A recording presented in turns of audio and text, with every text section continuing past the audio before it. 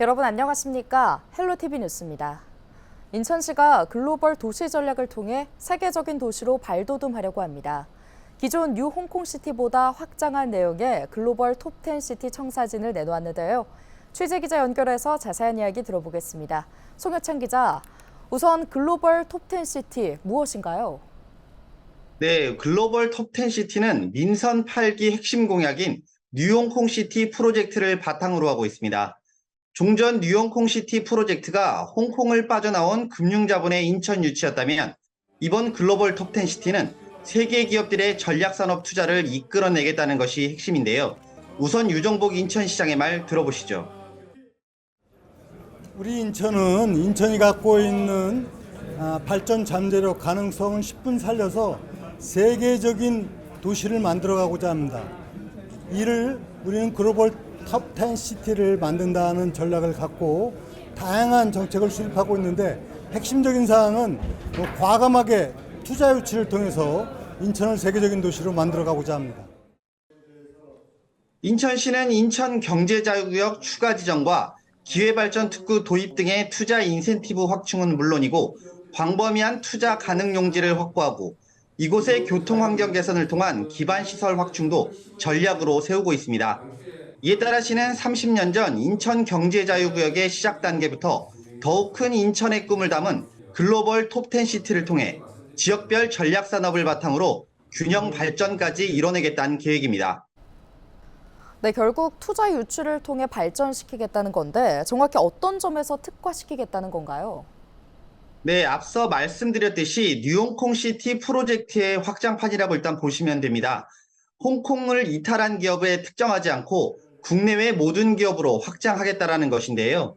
종전 경제자유구역인 영종과 청라, 송도 등의 전략산업을 마중물로 강화 남단과 내양의 기업 유치는 물론이고 원도심의 전략산업 체인을 구축하겠다는 전략입니다. 우선 영종은 항공복합도시로 개발합니다. 인천공항이 있는 영종의 특성을 살린 미래형 항공복합 도시 개발을 추진할 계획인데요. 항공 관련 앵커 기업의 본사를 유치하는 동시에 연관 사업도 함께 유치하겠다는 것입니다. 여기에 이미 문을 연 파라다이스 시티와 인스파이어 리조트와 함께 복합 관광단지로 개발하는 등 문화와 레저, 휴양시설을 함께 갖출 계획입니다. 청라는 하나금융타운을 비롯한 다양한 금융기관의 집적화를 통해 시너지를 이끌어낼 예정인데요. 인근 국제금융단지와 스타필드, 청라의료복합타운 등을 연계해 활성화하겠다는 구상입니다. 송도는 바이오 클러스터에 삼성 바이오로직스가 5공장 증설에 나섰고 롯데 바이오로직스 역시 송도 공장 착공에 나서는 등 글로벌 바이오 기업들의 투자가 적극적으로 이루어지고 있는 만큼 글로벌 바이오 산업의 중심지로 만들겠다는 전략입니다. 이를 통해 강화 남단의 기업 유치와 내양의 문화관광, 복합 업무, 산업경제 특화도시 등을 함께 구축해 나가겠다는 방침입니다. 네, 경제 자유구역을 중심으로 주변 도시까지 함께 활성화하겠다는 전략인 것 같습니다. 그런데 시민사회단체에서는 우려의 목소리가 크다고요? 네, 유정복 시장의 이 같은 전략 발표에 인천 시민단체가 우려의 목소리를 내놨습니다. 인천평화복지연대는 유 시장의 새로운 전략에 대한 입장을 발표했는데요. 유 시장의 내놓은 전략이 결국은 뉴홍콩시티와 별반 다를 것 없는 기존 전략의 짜깁기라고 지적했습니다. 심지어 15억 원을 들여 추진한 마스터 플랜에 대한 결과 보고는 단 한마디도 없었다며 뜬구름 잡는 자족적인 이름이라고 비난했는데요. 결국 이 같은 우려를 해소할 수 있는 것은 성공적인 결과물입니다. 인천시가 내놓은 글로벌 톱10 전략이 과연 어떤 성과를 거둘지는 조금 더 지켜봐야 할 것 같습니다. 네, 여기까지 듣겠습니다. 보도국 송효찬 기자였습니다. 다음 소식입니다. 국토교통부가 이달 중 노후계획도시 정비 선도지구 선정 기준 발표를 예고한 가운데 정비 검토 지역 주민들의 걱정이 늘고 있습니다.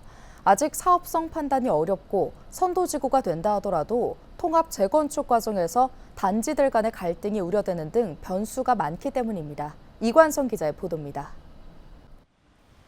노후계획도시 정비 선도지구에 들기 위해 통합 재건축을 준비하고 있는 부천의 한 아파트 단지입니다. 지난 3월 통합 재건축 주민 동의율이 80%를 넘어선 이 아파트 단지는 90% 이상 주민 동의를 받아 곧 선도지구 지정 신청에 나설 예정입니다. 선도지구가 되려면 정비 사업의 실현 가능성이 높아야 합니다. 주민 동의는 물론이고 주차장과 건물 노후로 인한 주민 불편, 도시기능 향상과 확산 가능성까지 요건을 충족해야 합니다. 선도지구가 된다 하더라도 사업성 판단이 어려운 게 가장 큰 문제입니다. 어떤 그 부담이랄까요? 이런 것들이 있는데 그것은 바로 사업성에 대한 문제입니다. 저희들이 이 선도지구가 되고 나서 사업성이 과연 나올 수 있느냐? 없다라고 한다면은 그동안 저희들이 해왔던 이런 일들은 다시 물거품이 되는 것이죠. 중동 신도시 아파트 평균 용적률은 226%로 다른 일개 신도시들보다 사업 여건이 좋지 않습니다. 공공기여에 따라 용적률을 더 확보할 수 있는 노후계획도시 특별법이 생겼지만 공사비 상승과 부동산 경기 침체, 고금리 등 악조건들이 여전히 사업성을 가로막고 있습니다. 통합 재건축 과정도 주민들이 겪어보지 못한 난관입니다. 단지들 간 이익 충돌 때문입니다. 통합 재건축은 대규모 기반시설 정비와 주택 배치를 효율적으로 하는 데 유리합니다. 공사비 절감 효과도 있습니다. 하지만 단지 간 용도 지역이나 용적률, 대지 지분의 차이가 발생할 수 있는데 어느 한쪽의 이익이 클 경우 분쟁이 발생할 가능성도 있습니다. 실제로 여러 단지가 함께 나선 일반 재건축에서는 가구 수는 통합하고 단지별로 분양 계획과 분담금을 따로 책정하는 독립채산제 시행 사례가 늘고 있습니다.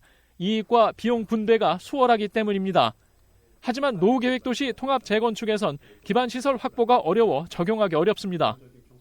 이제 개별 단지마다 이해관계가 엇갈리고 서로 비용 같은 것들이 서로 문제가 되기 시작하면 처음에 세웠던 전체적인 계획대로 따라가지 못할 가능성이 있습니다. 이런 경우에는 이제 개별 단지들이 우리는 그 계획에 참여하지 않고 따로 추진을 하겠다.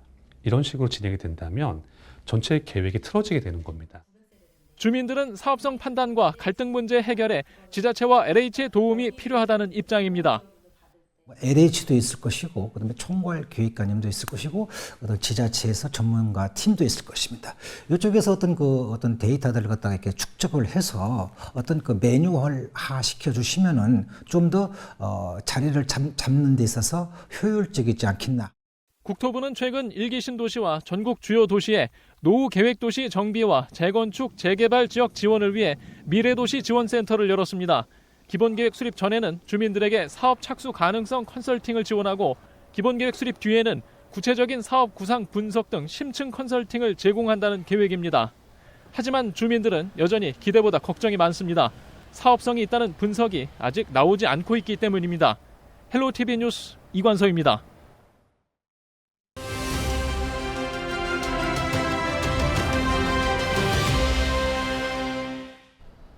지난달 보궐선거를 통해 이종문 진보당 의원이 부천시의회 입성에 성공했습니다.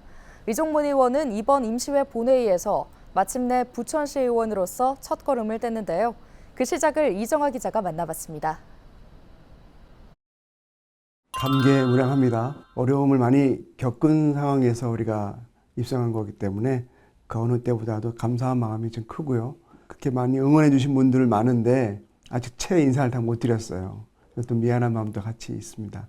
아무튼 되게 감개무량한 심정입니다. 2010년에 저희가 그 김은하 전 시의원이 입성을 했었고, 김인숙 시의원 두 분이 민주노동당으로 들어왔었어요. 근데 그러니까 2014년에 끝났으니까 한 10년 만에 저희가 들어온 거고, 10년이면 많은 상황이 변했는데 사실은 부천시의회 정치 상황은 그다지 변하지 않은 것 같아요. 그래서 10년만큼 세상이 많이 변했긴 했지만 그 양당 정치의 상황은 변하지 않았다는 게 좀 평가입니다. 좀 새로운 변화가 필요한 시기에 제가 입성하게 돼서 뭔가 좀 의미 있는 일을 상황이 되지 않을까 생각이 듭니다. 제1기 신도시 관련한 재건축 사업이 지금 계속 진행이 되고 있고 이게 어떻게 진행될지는 아직 정확하게 나오진 않았지만 주민들은 지금 아무튼 기대 반, 또 걱정 반입니다. 왜냐면은,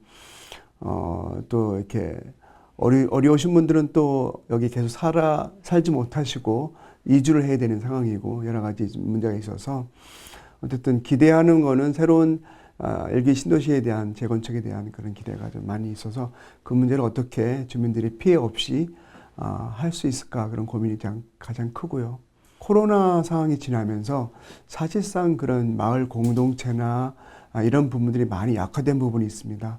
그런 것들을 어떻게 지역 속에서 마을 주민들의 공동체가 더 활성화될 것인가 이런 게 고민이 좀 있습니다. 부천이 지금 한 10년 사이에 인구수가 거의 10% 가까이 줄은 상황인데 근데 사실은 이제 세금이나 예산 부분은 2배가 늘었어요. 그러면 우리 시민들은 늘어난 예산만큼 더 많은 좋은 행정의 그런 서비스를 받고 있는가라고 생각해 봤을 때 느낌이 그렇게 와닿지는 않는 상황이에요. 그래서 그럼 그 예산이 다 어디로 쓰여졌을까 고민이 드는 거고, 또 하나는 제가 이제 민주진보 단일 후보라는 좀 유례없는 그런 정치 연대로 제가 이제 사실상 당선이 됐기 때문에 저를 지지해 주신 분들의 그런 의미가 무엇인지를 제가 잘 알고, 그래서 거기에 걸맞는 의정 활동을 하겠다라는 말씀드립니다.